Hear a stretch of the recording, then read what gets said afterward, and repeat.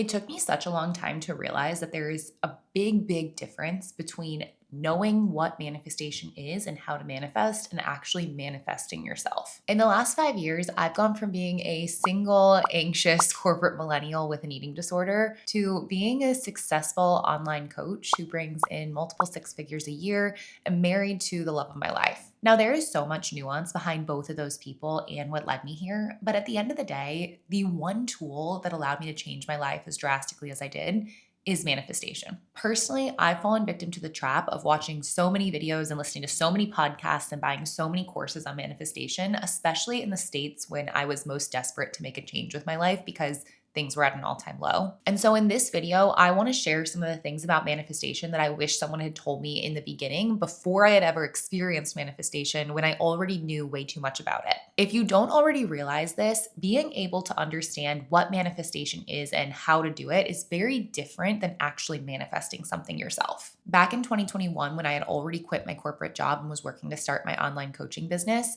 I could tell you exactly how to manifest something. I could regurgitate everything I had already heard from every podcast and video that I listened to. And I could explain why your manifestations weren't working. But I had not actually manifested anything myself. And that is the biggest difference. Those of us who most want to understand how to manifest are typically coming from places of desperation. And please don't kill me for saying this, but we come from a little bit of a victim mentality because we really want what we're working towards. And there's something about it that feels out of reach for us, something that feels maybe out of our control. Manifestation typically enters the chat when we are feeling like we need a savior. But the truth that deep down each and every one of us know is that manifestation can't save us. We need to save ourselves. Now, before you put that to the side and think that you already know what a victim mentality is and that is not your problem, I want you to think again. Even the most high achieving and successful people have a victim mentality at times, and it typically comes out when we are trying to do something so beyond what we actually think is possible for us. A lot of the times, the goals we've set for ourselves this far have probably felt big and maybe unlikely, but not impossible. And what I've found is that manifestation is typically the thing that enters our world when we want to close the gap between just accomplishing something big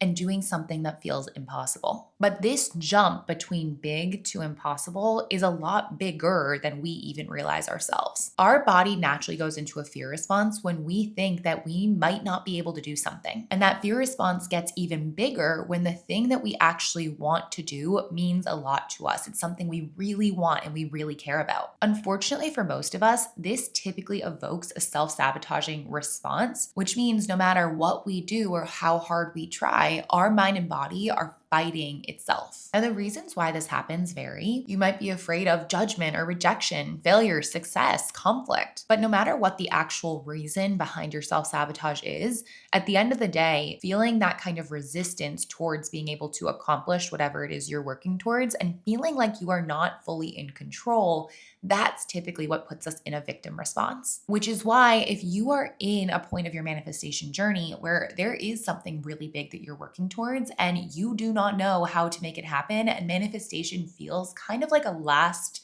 grasp hope, you need to be extra conscious of where that victim mentality might be slipping in. Chances are you haven't actually worked as hard and repeated the energy work necessary to actually get yourself to accomplish what you are working towards. I know this was the case for me because I went over a year knowing a lot about manifestation before I ever really manifested anything. And the difference between knowing about manifestation and doing it, it really just comes down to the amount of energy you are putting into the work you are doing. A really great comparison for this is exercise. Those of you who go to the gym know that there is a very big difference between just showing up at the gym and checking off your 3 to 5 workouts per week and making sure you're doing something and you're sweating, but not maybe putting in 100% effort, and planning out your workouts, being strategic about them, going to the gym and showing up with 100% energy, really trying your best and trying to push yourself every single rep of every single workout. I know this personally because I tried to lose weight for years and years before ever actually successfully doing so. And the only thing that really changed when I started to lose weight was that I actually put 100% of my energy into the workouts and what I was doing, when before I was showing up, but I wasn't putting in the same amount of energy. I think most of us, whether it be with exercise or work or school, have had experiences similar to this,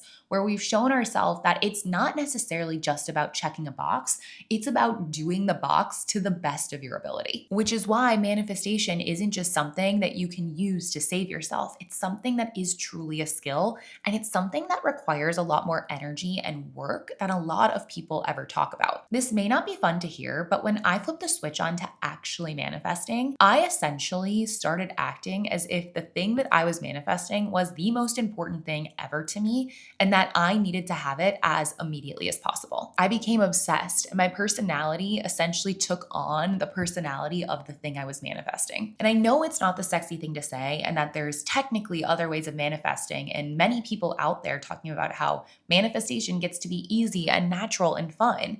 And it does. But I sometimes think that those narratives make it seem like it's easier work than it actually is. If you want something big, at the end of the day, you're going to have to work really hard for it. And if you want something really big, you're going to have to do a lot of work to actually change your brain into seeing yourself as someone who already has that thing. In my personal opinion, it's a lot easier to pick up weights or go run on the treadmill than it is to do the mental work and force yourself to overcome your doubts, look at the ways you're self-sabotaging yourself, look at the ways that you're holding yourself back, and then actually do something about them. If I were to go back and talk to my younger self in order to speed up the process, the first thing I would tell her is to start to look at all of the ways that I was blocking myself. This includes all the ways I was self-sabotaging, all the doubts coming up in my head, and all of the fears that were hiding behind the surface. These are the things that are going to prevent you from ever getting out of victim mentality, and they're always going to make it a battle for you where you constantly need to apply very large amounts of discipline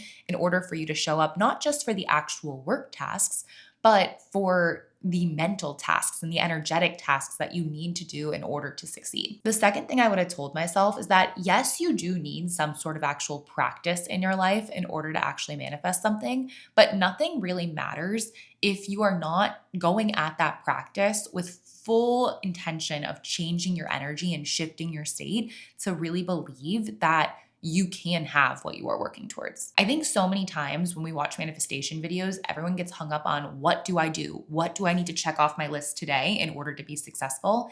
And the thing about manifestation is that it's not about what you do, it's about the energy behind what you do. And so oftentimes I think when we journal and we do our walks and we do our affirmations and we do all of these manifestation practices, we forget the number one thing that actually matters, which is our energy behind it. And even deeper, I think a lot of times we do these practices from the energy of desperation and fear that if I don't do this thing, I'm not going to get what I want. And therefore, the practice itself is actually almost hurting us.